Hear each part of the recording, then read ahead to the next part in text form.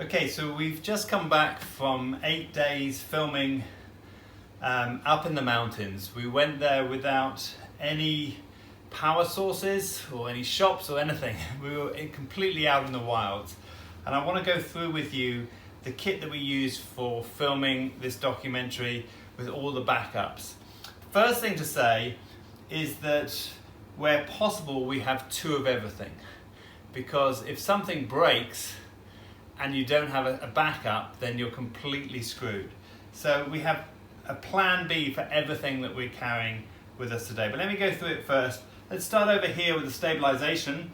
We have two tripods, and actually, as you can see on this one, the head, which was a video head, both of these are these really cool little Manfrotto video tripods, which have got a leveling base. They're called the B3 ones. And they're reasonably lightweight, not super lightweight, but they're reasonably lightweight, but they have very nice heads on them. But as you can see from this one, actually on the first day before we started, the head broke, and luckily we were able to get another head, not the proper video head, but we were able at least to get a head for it at a small photo shop before we left. If it had broken after we got going, then it would be just a heavy lump that we'd have to carry with us the whole way. Other things in stabilization is I have a small gimbal here, and this will take the RX0 rather than a heavy gimbal. Remember, we have to carry all of this stuff, so lightweight is really important. But this is a lovely gimbal, I like it a lot, and it takes the RX0. So let's move over to the cameras now. Other things. There's a couple of phone holders here, and these are just sort of extra just in case. So our phones become the extra backup cameras. But the main cameras we shot on were these three cameras. The Sony a7S II, which was my main camera for the whole shoot, with a slight modification in that we put little wind muffs over the internal microphones, because we were up in the mountains, obviously a lot of wind most of the time, and that allowed us to get at least usable sound from the internal microphone if we didn't have time to set everything up. That's got a little clip on it, which actually clips onto my backpack, which I found really useful.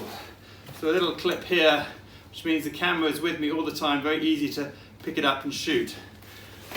So we went with a Sony system. So the backup camera is right here, the 6500, and we used that for two camera interviews. We used it for additional footage as a B cam, a second unit, as Jack went out to shoot. And then the third camera is the RX0.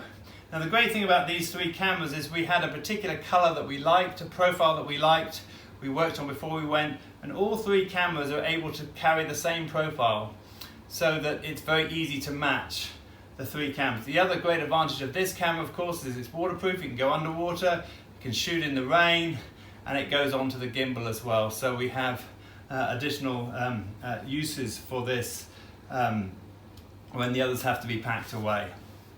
Okay, let's talk about power for these cameras. So we have lots and lots of batteries. These hold 4 batteries each. We have 1, 2, 3, 4, 5 that Jack bought, and I bought an additional 10. So we had 15 batteries for the 8 days that we were shooting, plus another pack of batteries, I think another about 7 batteries for the RX0. So this is really important. You can talk about solar power and wind power and hydro power and other ways of getting power, but the simplest and cheapest way to do it really is just to have lots of batteries. They're very cheap these days. Most of the batteries that I have are not the originals, and you can pick them up reasonably quickly, cheaply, and then you have lots and lots of batteries. So that's essential. Lots of power for this. A ND filter for the A7S for the main camera. Some cleaning equipment here, and let me go on to audio now. So for audio, I have a Zoom H1, which I'm using for collecting what we call room tone, that's sound in the places where we're filming, 30 seconds here, 30 seconds there, always putting a little voice stamp on it beforehand. And then 2 little microphones, one here and one here, and this gives me lots of options. So at one point we had 4 people in an interview. We were interviewing 2 people together, and we had 2 presenters talking to them. I needed to mic up 4 people simultaneously out in the field. I could do that by running the 2 radio mics into this main unit, into the camera for the 2 people that were being interviewed. Another microphone goes into the Zoom H1 and records there, and another one goes into the second camera here. So we were able to get 4 microphones all plugged in at the same time. Shotgun microphones, we have 2 options. This is an XLR one that will go on here. Now if I'm doing run and gun stuff, I might have a radio mic sitting on the top with the main character mic'd up, and then I can put in the shotgun as well, so I have a choice of using one or the other. That works really well. The other is just a little Rode mini mic here that we plug directly into the camera, straight into the 3.5 jack, and again very useful if I just want a quick mic on the top here for running around and getting better quality sound than I'm going to get straight out of the camera. 2 radio mic units, we had 2 characters, so we always wanted 2. It also provides backup, and then 1 long lead tight clip microphone here in case one of the radio units goes down and I need to run a lead in. Also, I have here a stereo microphone. This is really good for ambient when you're out and you have people walking past you, or the horses, or just getting sounds from around. The stereo microphone has got a pickup pattern like this, so it picks up left and right, and it gives you a much more kind of rounded sound than you get with the shotgun mics. It's really good for atmospheric sound, for B-roll. Not very good for recording people talking into the mics. Some cleaning equipment, essential. Every morning we have a test of the sensors and make sure that the sensors are clean. It's also important to say that you'll notice there's only 2 lenses here.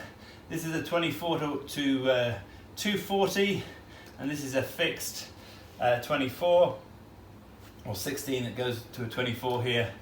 And the reason again is we don't want to be changing our lenses. We don't want to be getting lots of dust and stuff on the sensors. It's very dirty and mucky where we were at, and so keeping it very simple was very important. So on these 2 lenses we've got here, the 24 to 240 is not a great lens. It goes down to I think 6.8 or something, but it means that I don't have to change the lens, and I can just keep that and just work with that lens and do the best I can. It's all about compromise. Also less lenses to carry, which are obviously very heavy. And then over here we have discs. As you can see, lots and lots of discs. This is for the drone, this is for the cameras. We've got 8 in here, 8 in here. These are either 32 or 64, and then another small unit here for another 3 discs. So plenty of disk space. We don't have a chance to back up as we go along, so what we're trying to do is use a disc per day and then get it into one of these solid waterproof cases where it can be protected, and it doesn't matter what happens, as long as the discs are kept safe, we have our data safe. And then power here, we have 1, 2, 3, 4, 5, 6, 7 USB power things. Most of them are 10,000. This one is a 20,000. This is as much as we could carry through the airport legally between the 2 of us, and in fact a little bit more than we probably should be carrying, but we got them through. And this is just essential. Keep everything running, keep the phones running. We can charge the cameras off this if we need to.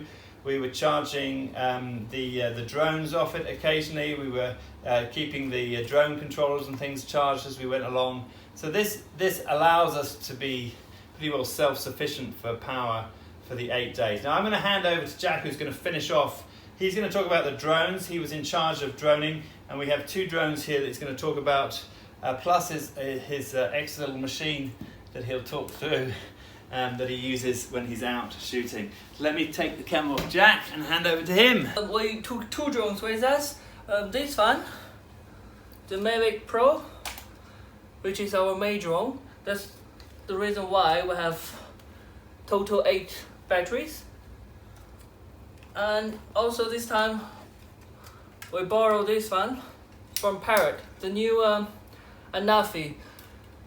two reasons why we took this one with us. First of all, this lens can go up. We were in mountain for quite a few days that we want to be able to see the mountain without go up too high.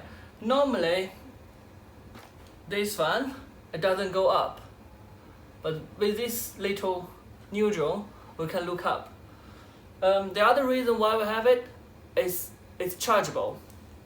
We can simply charge both remote control and the drone with the USB, got a cable. You can charge it.